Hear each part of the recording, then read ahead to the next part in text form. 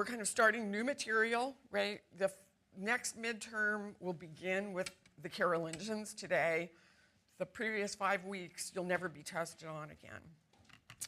So, don't forget it though. It's all very valuable information. Okay. Today we're going to talk about the Carolingians. So, who are they? Essentially, they are descendants of the Franks. So, in this map that we've seen a couple times, when these different barbarian tribes come in, the Franks are going to settle in what is today France. And the ruler, or the king of the Franks, his name was Clovis, he converts to Christianity. They build their capital in Paris on the islands in the middle of the Seine River, and they're going to settle down. So we have only talked about them briefly in terms of art. They're not very prolific in terms of producing art or architecture. So this is the Frankish fibula, the round fibula that we talked about. I think, if on the syllabus, and if you look it up, they call it a Merovingian fibula. The Merovingians are kind of an early dynasty of these Frankish kings. We talked about how basically it's a reused coin because coins were not in circulation. The Franks in their early years, it's not a sophisticated culture. They're not minting coins. It's basically a barter economy.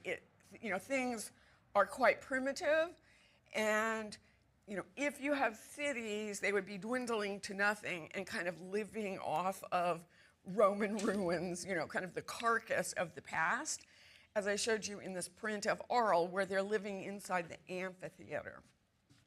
So when they become more important is in the 8th century, and it's going to be as a result, partly a result, of the rise of Islam. So these are the maps that I showed you. So again, the territory controlled by Islam while Muhammad was alive is just this little dot here on the Arabian Peninsula.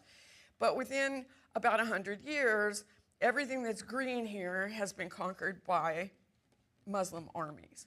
So in 710, they cross over into Spain. Those are the Moors that we talked about.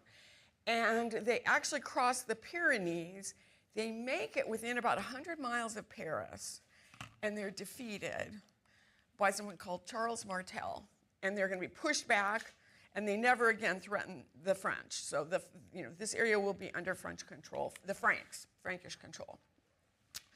So the person who actually led them to victory, his name was Charles Martel. He was not the king.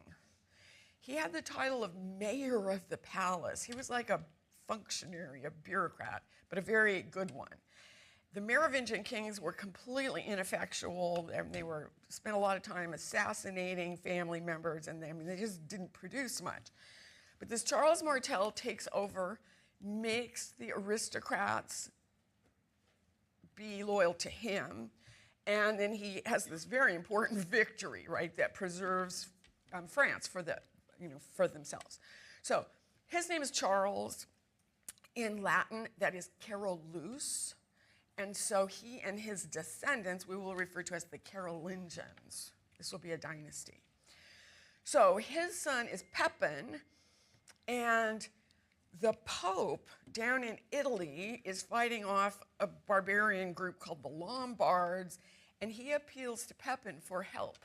Please come down, liberate Italy. I would rather be ruled by you than these other people. And so Pepin actually does that. He invades Italy, and then kind of in thanks, the Pope actually comes to Paris and anoints him. So what does this mean to be anointed? Did anyone watch the coronation of King Charles III, the current Charles? The English still do this. They are anointing their rulers. This is based on descriptions in the Old Testament, the kings of Judah. So for instance, the prophet Samuel anoints King David, King Solomon. There is basically this sacred oil, supposedly it comes from heaven. I don't know where they get it, but anyway, a perfumed oil. And in this case, the Pope places that oil on Pepin, and it's absorbed into his skin. It's an oil. And supposedly it infuses him with the Holy Spirit. So again, Old Testament kings were anointed, and here they are copying that biblical precedent to say that essentially they are appointed by God, infused with the Spirit of God. So we have this concept of sacred kingship, right, where kings, claim to be God's representative on earth. So that's Pepin. His son, Charles the Great, or Charlemagne, that's the one we know the most, right? And we'll be talking about him today. So he rules right around the year 800. He actually goes to Rome to be crowned by the Pope in St. Peter's. So, and he takes this new title, Emperor of the Romans. He wants to restore the Roman Empire, right? He wants to be seen as a successor of the great Roman emperors. And so he's taking this title, Emperor of the Romans. I should say that the Byzantine emperors at this time also used that title. They claimed to be Emperor of the Romans, and so they were not pleased with this, right? This infringement of their title. So, here is what these rulers will be, the territory they will be ruling. Everything here in that kind of lavender blue. So because Pepin's gone down to help the Pope, they're going to rule a lot of Italy, not all of it, but a lot, including Rome. So it's France, but it's also what today would be the Netherlands, Belgium, major parts of Germany, all under Carolingian rule. And if you look at that landmass, it's more than the continental U.S. in terms of area. It's a this is a big empire. This is the first effort to try to, unify Europe again, bring it back like the Roman Empire. And that they're able to do this and hold this together is quite remarkable. Because roads aren't good, there's not a lot of travel, there's poor communication. How does one person, manage to exert his authority over such a big space here? So, these Carolingian emperors, like Roman emperors before them that they want to, be seen as the successors of, they will be patrons of the arts and literature, and they're trying to advance the economy a little bit. Charlemagne issued a silver penny that he hoped would become a standard unit of exchange. So they're trying, to revive things. So this is a small bronze statue, probably Charlemagne, maybe, another Carolingian ruler. It's important because, number one, it's in bronze, and no one has been casting bronze sculptures for hundreds and hundreds of years. It shows the ruler on horseback with a crown on his head, holding an orb, implying he rules the whole world, right? And we are certain that this is based on Roman portraits of Roman emperors like Marcus Aurelius. I showed you this the very first day of class. It's a standard way of showing a Roman emperor as a great military leader, right, on horseback, cast in bronze. So the Carolingian artists are just learning how to cast bronze again. They've done they've analyzed the content of the bronze. It has a lot of silver in it and other metals that typically, would not be found in pure, true bronze. They're learning how to do this. The figure is cast separately from the horse. So it's in two pieces. The major difference here is one of scale. So this is the problem with these images that I project. Everything's the same size, right? Marcus Aurelius, that statue of him on horseback, it's about 11.5 feet high. Our Carolingian ruler is 9.5 inches high. That's what they can afford to cast at this time, right? They're learning. So it's tiny. This would not have been in a public square the way the statue of Marcus Aurelius was. I don't know where it was. It would have been on a tabletop or something. It would not be a big public statement of his power, but it's supposed to be a statement of his power. And if you start comparing the details, the Roman horse is so anatomically correct. You can see veins on its legs and its muscles. And this little pony is, it's very small scale, isn't it? Kind of plump looking. The human figure is way too big for the horse, if that's really a horse. It's very charming, but it's just a little statue. Also, the face, I don't think that's a true portrait of anyone, right? It's kind of a generic face with a mustache and a crown. It's supposed to represent this important individual. We have some descriptions of Charlemagne. He was very tall for the time. He was 6'4", I think, and had blonde hair, very muscular, a kind of soldier type. Probably this is not based on his actual appearances. It's just meant to kind of symbolize his power, his status. So there he is, our Carolingian ruler. So how does he hold on to power? A lot of the time, he and the court moved. They couldn't sit, say, in Rome and then send out directives and have people obey them. The court traveled. And so they would go from city to city. He would administer justice, deliver, laws and rulings and things. But over time, he tries to establish a new capital that's more, it's up here. It's the city of Aachen, which today is in Germany. It's very close to the border with the Netherlands, but it's up here. So he names Aachen the second Rome. His ambition is to establish a new Rome, right? Well, that is just preposterous, because Rome had been a city of 1.5 million people with, a very sophisticated water system and sewage system and all of these resources, trade and delivering food and things to all these people. Aachen was basically out in the forest. It was surrounded by hunting grounds and farmland because he had to feed the members of the court. So this is just this kind of very small, I guess we'll call it a city, that he's created, but it's tiny and it's isolated. But he wanted it to be a second Rome.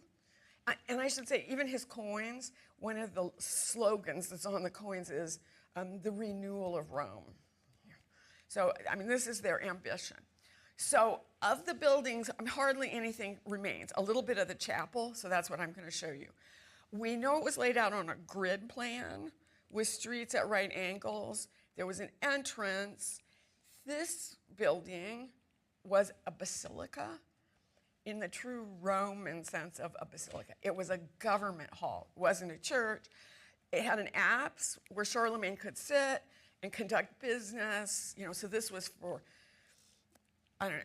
government meetings, trials, etc. Then there was this long walkway, and here is the Christian church, the chapel of Charlemagne, with an enclosed courtyard in front of it, a little bit like St. Peter's, right? So people have a place to gather. And then the chapel itself is octagonal. So that's what I'm going to be showing you.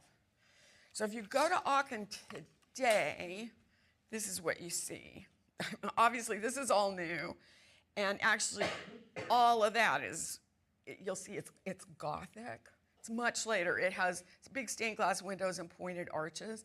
So we have to kind of think that away. But much of the lower part is original, pretty much.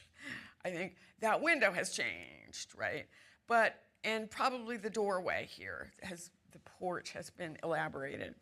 But we have the core of it. Okay, one of the things I'll ask you to look at, if you're looking at that slide, can you see the stone? How it's all different sizes and cut? It looks like it's not, They were not quarrying stone. All of that stone is going to be reused from early buildings. They're going to be, it's spolia or spoils, because they don't have the resources to quarry. So in the original, we've got a big door. We've got this was an open window, and it had a balcony there. So Charlemagne could actually appear there and like wave to the gathered crowds in the courtyard in front. And then it has a big tower.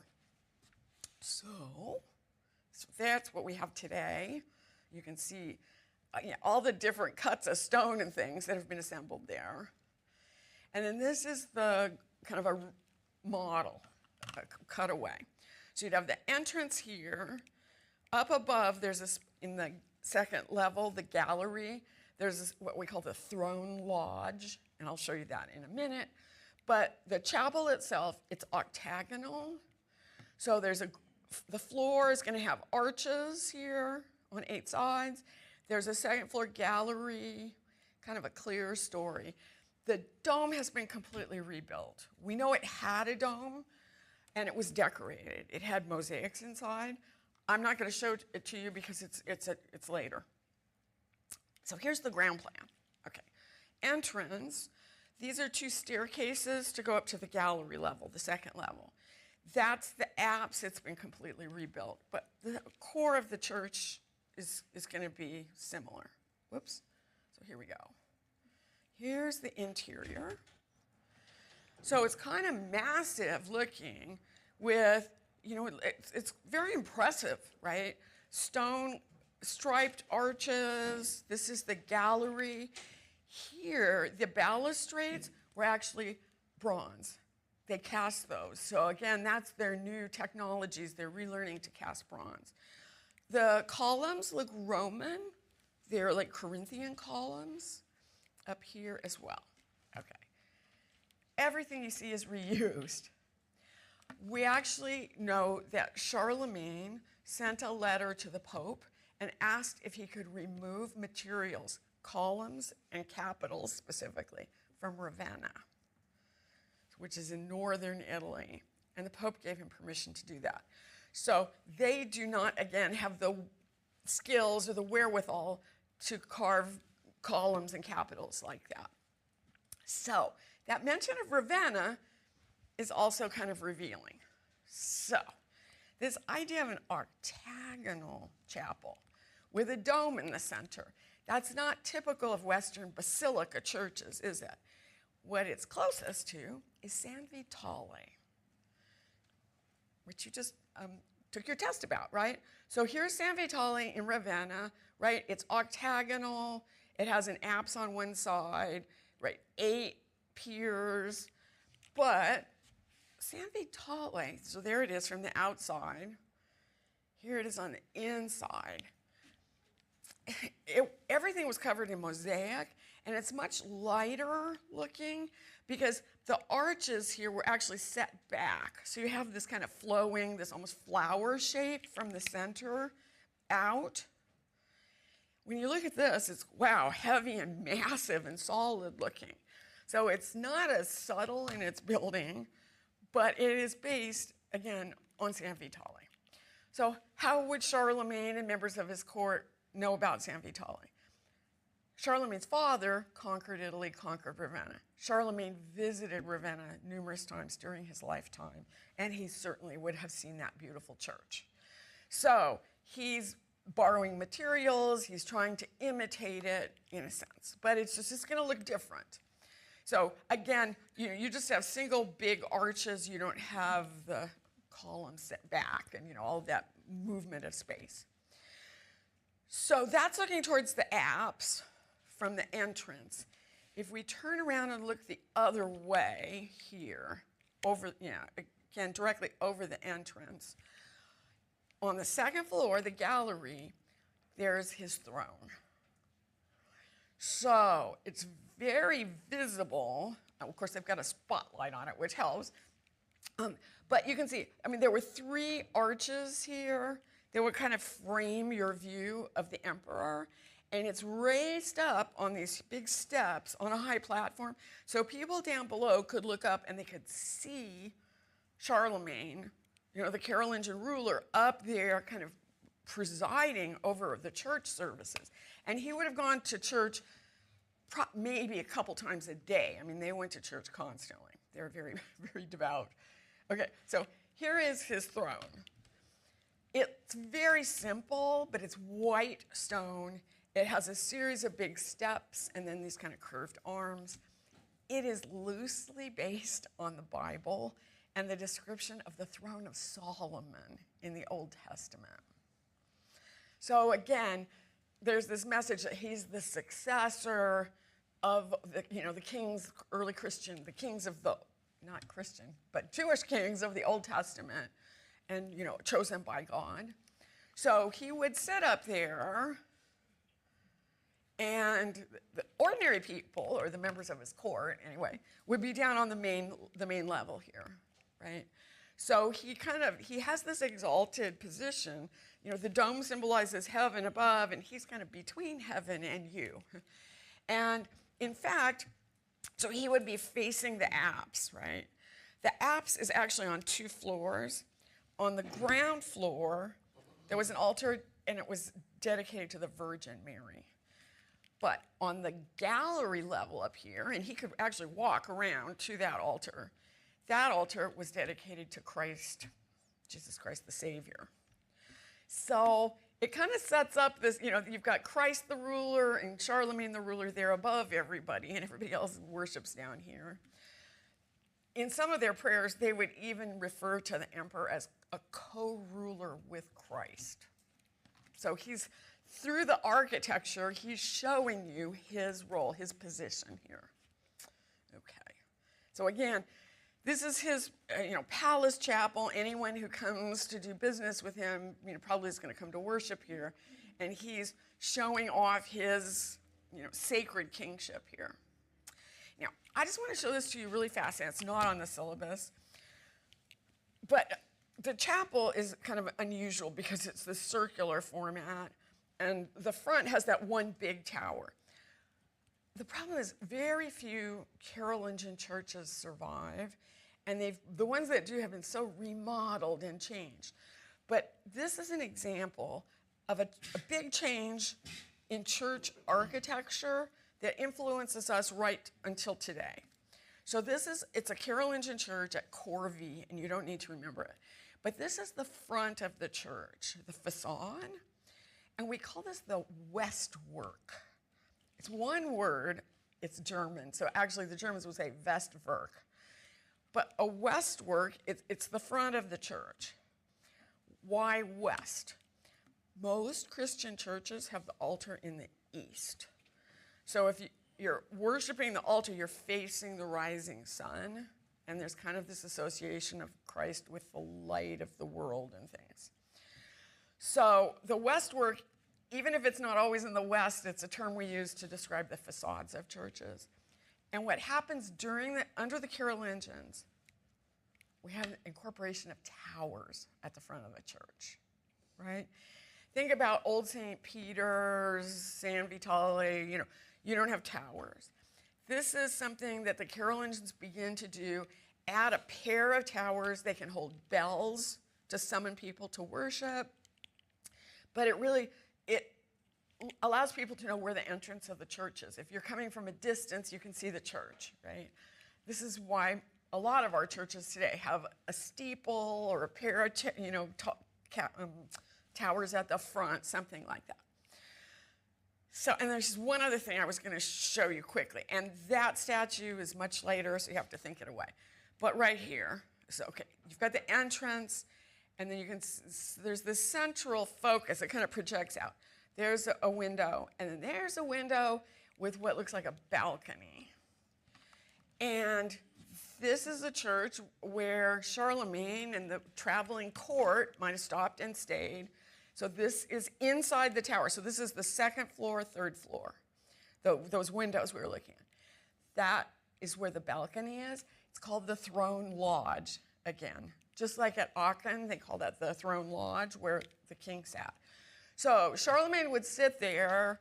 It means he has a balcony again. He can wave to the people outside who aren't admitted into the church. But he's also up there kind of presiding over the services. And this is a diagram of that church. So he would sit there, and he can see all the way to the altar. He can see everything in the church. And of course, that means everybody in the church can also see him. But he's in this exalted position between heaven and earth. So the Westwork and the idea that you add towers, that is going to be important for the future of church building. Okay, so the Carolingians, they need to put together a government. They're trying to, for the first time in hundreds of years, they want to keep records, they want to mint coins, and I mean, always, and I'm saying in Europe, with the exception of Islamic Spain, which is just way ahead of everybody else, right? That's like a different situation. But the Carolingians, they need bureaucrats. They need people who are competent, who can fill government positions. Most people were illiterate at this time. How do you find people who can read and write? The church, right? The church has maintained learning. Its monks have to read and write. They read the Bible. And we've already seen, there's this symbiotic relationship between church and state. So Charlemagne needs the support of the church. He wants to be anointed by the church, right? He wants to be seen as a sacred king. The church, why do they support kings? They want stability. They want their property protected.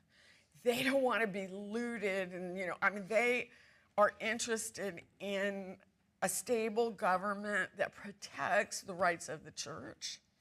And so it works to the advantage of both sides. And then there's a kind of a side issue. If you think about being a king in a very unstable time, you're always afraid of people challenging you, right? Somebody might try to assassinate you, replace you. If you give power to a member of the church, they're celibate and they don't have any kids. So they can't pass that power on to the next generation. It always reverts back to the king. So that's perfect, right? You can delegate power in a pretty safe way.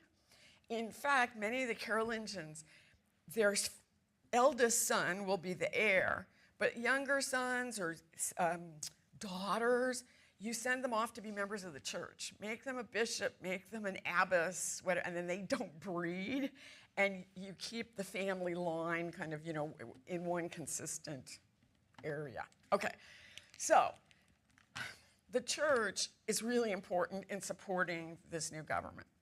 Many churches, many what are called monasteries or abbeys, actually just gave their property to the emperor. They will be called now royal abbeys. And the idea is he owns us.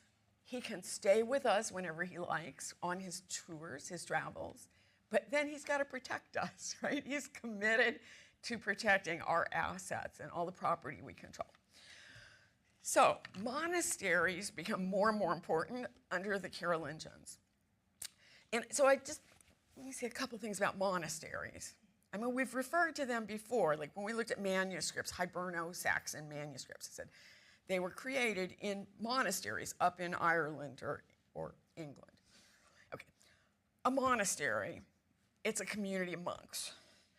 We think it goes back, the origins are way back in the early Christian period, where you had holy men going out into the desert, trying to get away from society, which is corrupt and evil, And so they become hermits, especially like in Egypt. They go out and they live in the desert, and they eat locusts and honey, and they just pray and they worship God. And they get a reputation for being very holy and spiritual people, and then they start to attract followers. People want to go live with them, and so you end up with these kind of just, ad hoc little communities of saintly people who are withdrawing from the world and materialism and all the sins and temptations, and they're just devoting themselves to God. So that is kind of the very unpromising start of this whole tradition of monasteries. By the 6th, and I should say, a lot of monasteries were pretty aristocratic. So ex-senators, aristocrats, people, I don't know, but I guess who have some resources, and then they decide they want to just devote themselves to God. So in the 6th century, there's someone named Saint Benedict, and he draws up a system of rules. So this is called the Benedictine order of monasteries. And he just kind of tries to formalize, what should these monks really be doing? What is their purpose in life? And he decides, yes, it's study of the Bible and prayer and clean living and all of that. But he says monastery monks also have responsibilities to the world. They should be caring for the sick and helping the poor and preserving education. They should be educating like the sons of the nobility. So they've always been copying texts, right? You know, copying the Bible for themselves, but there will be, monasteries will have a scriptorium, a workshop where they're copying even other texts, right? Medical texts like De Materia Medica that we talked about, or things like that. Okay, so this is the next thing on the syllabus, and it's the ground plan for an ideal monastery, and it belongs to a monastery at St. Gall. It's very unusual because it's a blueprint drawn by someone with some architectural knowledge, because it's drawn to scale. And it is on basically 5 pieces of parchment. So you can kind of see some of the pieces have been glued together because it's actually pretty big. I think it's 44 inches by 30 inches. So they didn't have a single piece of calf skin that was that big. They've glued together the pieces. Then the drawing is in red ink, but it has labels in black. So we think that this is at the monastery at St. Gall. The abbot there wanted to build a bigger monastery. A neighboring abbot had this drawn up and sent it to him. So it seems as though maybe they're passing on plans for monasteries from one to the other. They're kind of standardizing under the Carolingians. Monasteries will, all have these common elements. And I should say, Charlemagne was also interested in creating a standardized text of the Bible, too. Because with all the various copies and things, there were differences in people's versions of the Bible. So he's exerting some control over the church, and trying to get things standardized. Okay. So that one's really hard to see, but this is a model. This is what St. Gall would look like if you followed that ground plan exactly. So essentially, at this point, a monastery is like a self-sufficient community. This will replace cities. Cities are not thriving. They are just dwindling to nothing. But a monastery will be a center of safety, of learning, of religion, certainly, but it's an economic center. For monks at this time, they need to be as self-sufficient as possible. Anything they need to produce it themselves, or have people produce it for them. So anyways, you can see this is walled off, right? It's like this is an unstable time. They need protection. And so this is a drawing where it's just easier to see. Okay, there's going to be a main entrance. And we think this was a hostel, probably. It's covered by writing now, so that we've lost that part. But probably travelers, people moving around, could find a bed for the night here. They could find safety and a free meal provided by the monks. These are all stables for animals. They're raising cows and goats and sheep and things. The center of the community is the church. So the main entrance is going to lead right up to the church. And you'll notice it's a little odd. It's a basilica. The transept's hard to see, but it has a transept. But it has an apse at both ends, which is very unusual that you would enter through one of the apses, and you'll notice towers. Okay, so here is, again, the model. That's what this church would look like. Okay. So In this example, you've got two big towers at the front of the church. People who are traveling can see it. They can find their way to the monastery, right? That'll be visible from a distance. You know, there's safety here for me. So it's hard to build really tall towers in stone or brick even, whatever, and to incorporate them into the building, to suspend all that weight over the building itself. So they have been very cautious in this plan. Basically, you know, the easy way to build a tower is to start it round at the bottom and just keep stacking up the stones, right? Rather than trying to suspend a tower over a room, you know, the church itself. So there are little connecting walls there, but it's like the towers are kind of independent elements here. Okay, so, and here you can see the transept. So it's a basilica, it's shaped like a cross. The main apse was here, across from the entrance. Oop, okay. And here's a reconstruction of what it would have looked like inside. If it had columns like this, they're reused. They aren't producing columns, right? So they've probably scavenged those out of some Roman building. Probably this one just had an open timber roof, right? It's not fancy at all. You're looking towards the apse, so the main altar will be down there. And again, let me go back, see which one's better. Maybe this is better. We think the public was only admitted to the back here, near the entrance, about 1/6 of the whole church. Most of the church was for the monks. So there's an altar, a main altar here, and there was an altar there, but these are also altars in the nave, in the aisles, and every one of those altars has a little cross on it. So what does that mean? Every one of those altars had the relic of a saint. And we're going to talk about relics next week. I mean, we're going to talk about relics for weeks and weeks. What is a relic? It's like a piece of bone, hair, it can even be a piece of cloth, like clothing that belonged to a saint. It's something that's associated with a sacred person. Relics become more and more important in the West. So again, if you're thinking timelines here, 800, Byzantine Empire, what's going on? Iconoclasm. They're having basically almost like a civil war, this dispute. Should be worshiping icons? Is that idolatry? Are we endangering the community?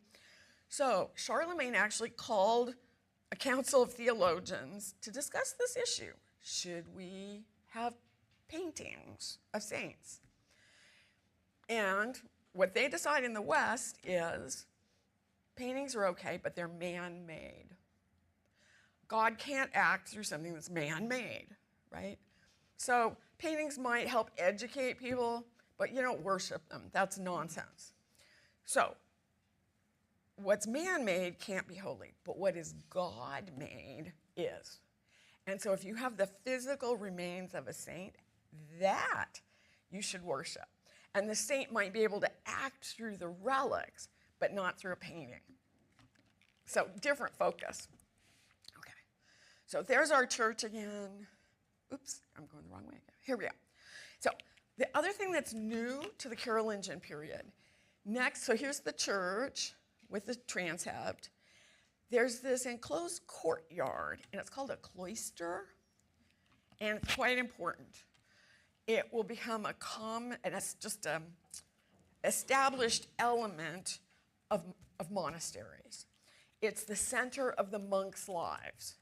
So it will be against the church, and then there will be where they sleep, their dormitory, their dining hall. Later, cloisters will have like a meeting room. This one doesn't have it yet. This one really emphasizes the all-important wine and beer cellar. Look at all those casks there.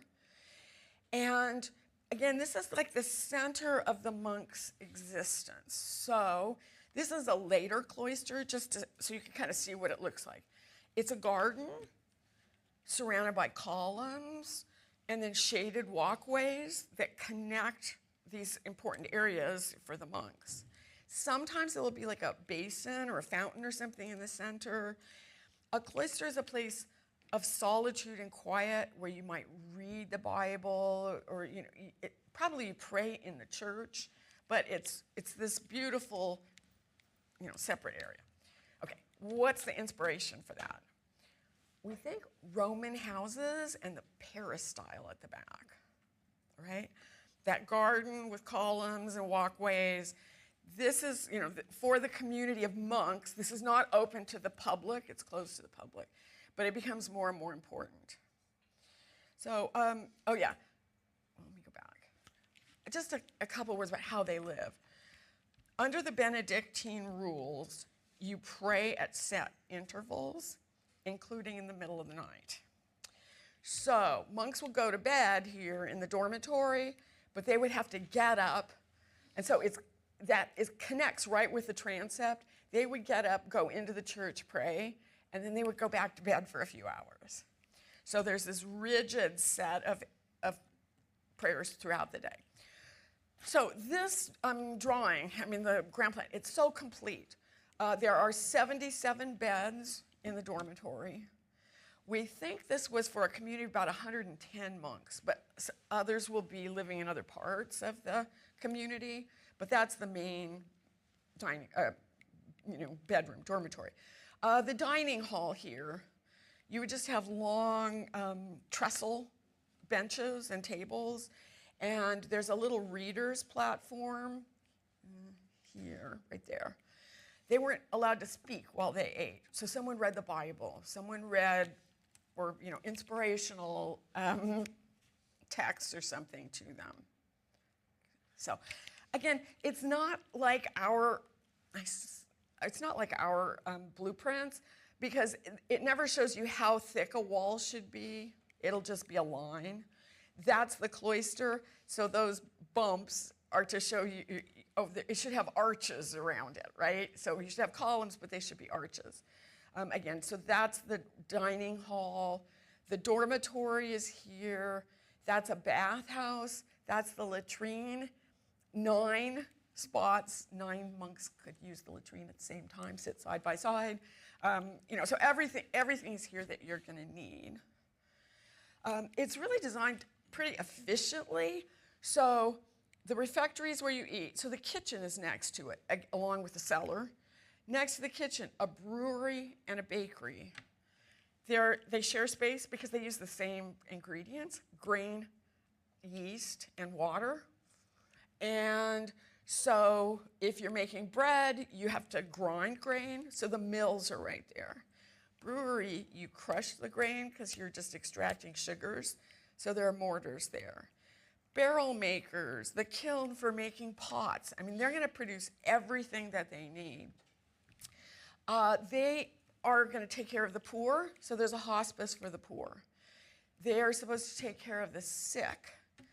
So how do you take care of the sick? You produce your own medicines and you do the best you can. So there's actually a physician's house, and that would be monks, with an herb garden. And the herb garden is actually labeled. It tells you what plants they think have medicinal values. You're going to make your own medicine. There's a bloodletting room. Yeah, they thought, that exists for hundreds of years, right? That if you drain people's blood, you will improve them. So here's the abbot, his house, he's in charge of everything, guest house. There's a school. They're going to produce their own books. So right here is the scriptorium and the library. St. Gall had a big library, several hundred books. When we talked about Cordoba, we were talking about hundreds of thousands of books. So again, totally different scale. So children could come here to be raised as members of the church. So they had a special place where they lived with their own little chapel. This is an infirmary for the sick. So if people came here, the physicians might drain their blood and give them medication and try to take care of them. And then when that doesn't work, there's a cemetery here. So, from birth to death, you can do it all in the confines of this community. Okay, so there it is. All right. Oh, shoot, I have 2 things to go through. Okay, this is called the Torhala. And I'll just do it quickly, but it's kind of amusing. Okay, this was from a royal abbey. The royal abbey doesn't, the rest of the Carolingian buildings are long gone. But this was like a gateway, a ceremonial entrance into the abbey at Lorsch. So that's a weird looking building, right? We've got this really steep roof and kind of turrets on the sides. What was this used for?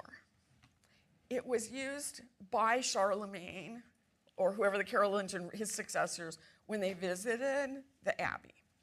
And there was a room up here where he could have like audiences and maybe have a snack and things. But the main purpose is these three arches. It was for his ceremonial arrivals here. When the emperor arrived, there would be this whole ceremony with all the monks coming out and singing and chanting and praising him, and he would march through that central arch. So, if you look at the weird forms, the decoration here, this is made out of stone. So they're actually cutting stone here. So we've got the arches framed by columns, some really kind of primitive columns. And then up here, they look like ionic columns, but they have, instead of supporting like a beam, it's a zigzag. It's very patterned and geometric, isn't it? So if you look at this, these are for the stairs up to the second room. Think away that.